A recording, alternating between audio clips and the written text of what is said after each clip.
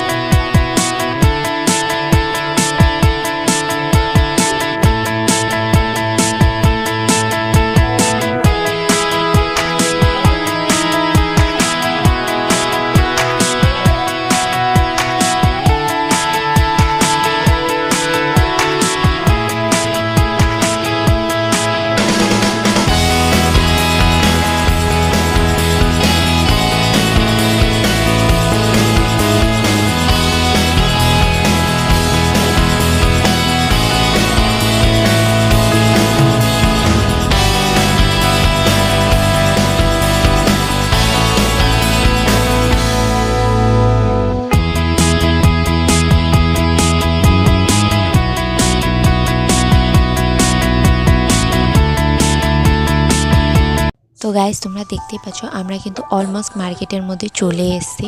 আর guys, আমি না তোমাদেরকে অন্য একদিন আমাদের এই পুরো মার্কেটটা ঘুরে দেখাবো, বিকজ যেহেতু আজকে আমি সাথে করে আমার ছেলেকে নিয়ে এসেছি। আর আমাদের এদিকে না হালকা একটু ঠান্ডাও পড়েছে, তো সেই জন্যে আমি চাইছি যত সম্ভব হোক তাড়াতাড়ি আমার যেটা নেওয়ার আছে সেটা নিয়ে আমি যেন বাড়ি চলে যেতে পারি। আর তাও আমি চেষ্টা করব যেটুকুনি সম্ভব হয় আমি তোমাদেরকে এই মার্কেটটা ঘুরে দেখাবো। তো তোমরা এনজয় করতে থাকো।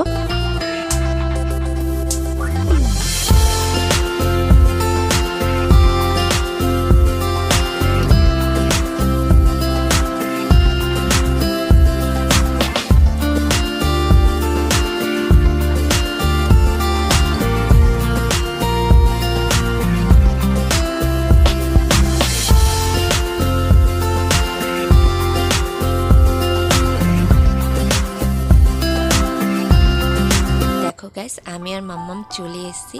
হ্যাঁ, আমরা আজকে এসেছিলাম গোপাল ঠাকুর কিনবার জন্য। তো এই দোকানে এসে অনেকগুলো গোপাল আমরা দেখেছি। দেখার পরে না আমি ফাইনালি এই গোপালটাকেই পছন্দ করেছি।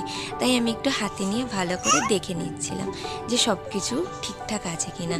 আর তার সাথে সাথে না আমার পেছনের এই গোপালটাকেও খুব পছন্দ হয়েছিল, কিন্তু মাম্মাম বললো যে না, এরকম গোপাল তো ঘরে রয়েছে, তাই আর আমি ওই গোপালটা নিলাম না। আমি ফাইনালি এই গোপালটাই শুধু নিলাম। আর তার সাথে সাথে আমি তোমাদেরকে একটু পুরো দোকানটাও ঘুরিয়ে দেখিয়ে দিলাম। আর দেখো গাইস, এখানে পিতলের মূর্তির সাথে সাথে না পাথরেরও ছিল। আর তারপরে আমি এই পাশের দোকানে এলাম। শুধু গোপাল নিলে তো আর হতো না, তার সাথে ওনার জামা কাপড়ও নিতে লাগতো। আর যেহেতু এখন শীতকাল, সেই জন্য সোয়েটারও নিতে হবে।